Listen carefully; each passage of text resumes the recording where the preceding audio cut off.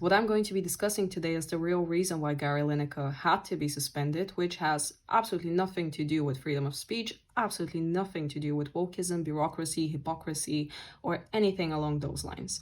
To those that don't know, Gary Lineker compared the UK right now and the way that they treat asylum seekers to Nazi Germany. What I'm going to do is I'm going to show if there is a real room for comparison. Between 1942 and 1945, 6 million Jewish died, about 7 million Soviet civilians, 3 million war prisoners, also 1.8 million Polish civilians, 312,000 Serbs, up to 250,000 disabled, between 250,000 and 500,000 gypsies, around 1,900 Jehovah's Witnesses, and at least 70,000 repeat criminal offenders and asocials, which was probably just another name for homosexuals. Now, what is the UK doing? Well, they remove asylum seekers arriving in the UK by boat to a third-party country. Now, what's the country? France and Rwanda. Are they safe there? Well, the countries have their own issues, but they're considered safer than the countries where the asylum seekers are coming from. The argument, why aren't they just letting them in? We need people to boost the economy anyway. What we genuinely need to understand very well is that asylum seekers are often incredibly vulnerable exactly because they come from horrific conditions.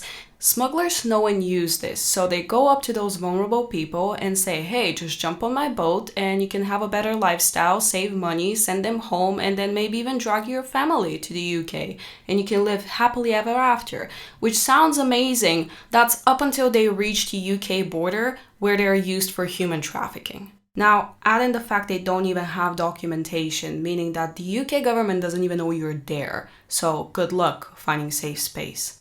So what Gary Lineker pretty much did is compared the UK, who are trying to ensure their national security. I'm just going to be blunt about it. Let's not forget what happened in Manchester less than 10 years ago.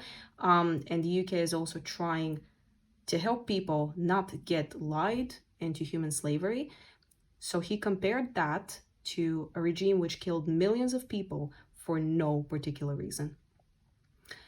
It is safe to say that his comment was incredibly badly educated, and as such, it is incredibly offensive towards anyone who was a minority at the time, who was in a Nazi camp. And I will link a couple of testimonies from survivors, and I watched a couple. I'm telling you, since now it's not a very easy watch.